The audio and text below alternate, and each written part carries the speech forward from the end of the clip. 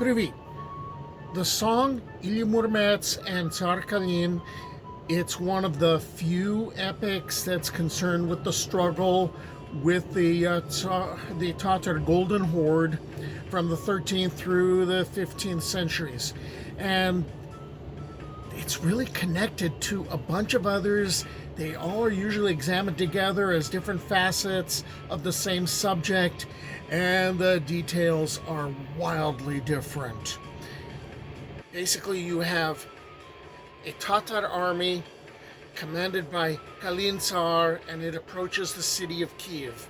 And then it's, how do these Tatars get defeated? Well, it's either by Ilya Muromets, it's alone, or it's Ilya Muromets and a group of Bogatyri, or Bogatyrs, whom he rallies to defend the city. And sometimes at the end, the Bogatyri turn to stone and might be summoned someday.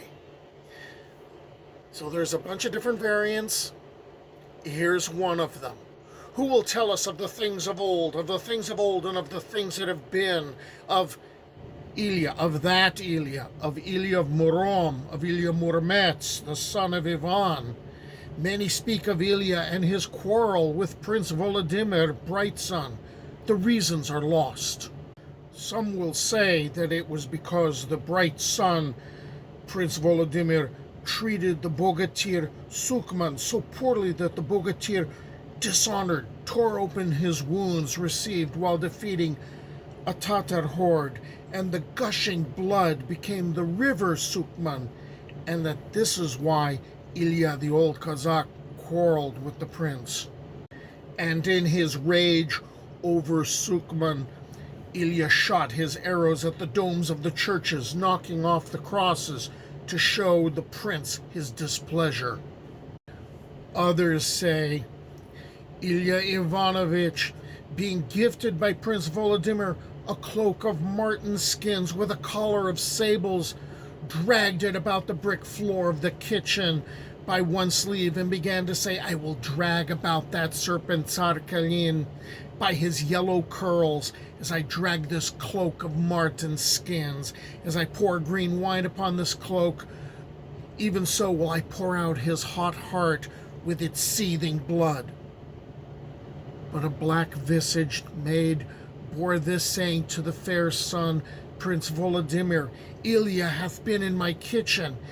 She said, "He hath dragged his mantle of marten about, and hath said that even so he would drag Volodymyr by his yellow curls.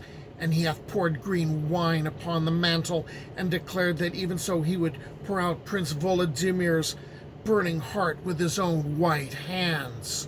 It matters not the reason that brought forth the prince's rage, whether it was the death of the Bogatyr Sukman, or the green wine spilled on the gift to Ilya, or the slander of the maid.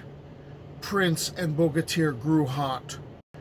Prince Volodymyr then shouted in his thundering voice, "Ye mighty heroes, lead Ilya to our dungeon, and set an iron grating there, pile trunks of oak trees on all sides, and heap over all yellow sand." Ilya Muromets descended into the dungeon, and the heroes made all fast as Prince Volodymyr had commanded. When the Princess Apraxia heard of that, she dug a deep passage and carried sugared foods and mead to Ilya of Murom, the old Cossack. There Ilya sat for the space of 3 years. Some would say the other Bogatyri, shamed by their prince, had abandoned royal Kyiv town. And it came to the ears of the dragon Tsar Kalin. Then Kalin the Tsar assembled a great host from the Golden Horde to ride against Kyiv town, to take the Princess Apraxia for his wife. Each of the 40 Tsars and Tsareviches, the 40 kings and princes, had a company of 40,000 men. They stood along swift-flowing Mother Dnipro and about Kyiv town on all sides, 100 versts well told. That dog, Tsar Kalin seated himself on his folding chair and wrote in haste a cartel with a swan quill pen, and he wrote in pure gold in place of ink upon crimson velvet. Then he chose his best and favorite runner, gave him the cartel, and commanded him to take Prince Volodymyr these words: "Take this cartel, and look what is written here. Clean all thine arrows straight streets, remove the wondrous crosses from God's temples, and build horse stalls in the churches instead, for our good steeds shall be stabled there. And clean out all thy palaces of white stone, for our host is great. And brew sweet, intoxicating liquors. Let cask stand upon cask in close array, for Kalin the Tsar and his great host shall stand in thy city of Kyiv, and he shall wed the Princess Apraxia." The words were brought to Prince Volodymyr by Tsar Kalin's messenger, and Prince Volodymyr had read the cartel. He wrote a submissive letter in reply: "Grant me a truce of 3 months to clean the streets and palaces, to remove the crosses, to brew the sweet liquors." And Kalin granted the truce. Prince Volodymyr paced to and fro with bitterness. Burning tears fell from his clear eyes, and he said, "Ilya of Murom is no more. There is none to fight for our faith and fatherland, for the Church of God and the city of Kyiv. There is none to defend Prince Volodymyr." Then spoke the princess: "Little father, command thy trusty servants to go to the deep dungeon and see whether Ilya be alive or not." The prince himself went to the dungeon and found Ilya eating, seated upon cushions of down, having warm coverlets, reading the Holy Gospel. Prince Volodymyr bowed to the earth before Ilya and besought him to defend them all, not for his own sake, but for pity of the widows and orphans. Then he took the old Cossack by his little white hands, by his golden ring, led him to his own table, and gave him to eat and drink of the best. So Ilya, ever the mighty Bogatyr, saddled his good steed Cloudfall and sallied forth. From atop a hill, everywhere he looked, he saw Tsar Kalin's host, numberless as ants darkening the steppes. The gray wolf could not skirt that forest in a long spring day.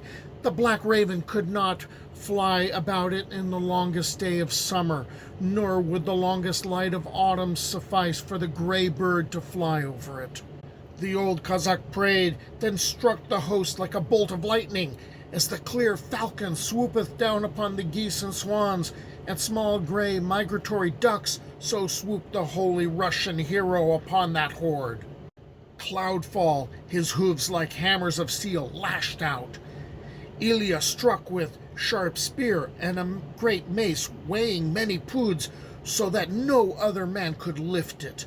At last he reached Tsar Kalin and struck the dog with his mace, so that the light fled from his eyes, and lifted his body so that his host could see it. His host cried out in fear and sought to flee, but the old Cossack pursued them, cutting them down like wheat. Ilya left Kalin's body to feed the ravens and the wolves, and he returned to royal Kyiv town. Prince Volodymyr himself ran to greet the Bogatyr, to take him by the hand, and swore to throw a feast in honor of the hero who had saved Kyiv. 1 day, no 3, no, a week. But Ilya brushed this aside and said, "Hear me, my prince. This Tsar Kalin is but a sign of what is to come. There are larger berries ripening in the fields of the dead. Look to the east. See you not the red sun? A sun of ill omen? That is an omen of troubles to come. Who shall defend royal Kyiv town?" Volodymyr grew pale at the words and begged Ilya to call together the other Bogatyri to stand together. And this Ilya did. Together they would defend Kyiv town and her churches. But those would be troubles for another day. For now, they feasted. It was at the feast I heard this tale, there it was I drank mead ale. Though it flowed down my beard, my mouth stayed dry, for never a drop passed my lips, swear I.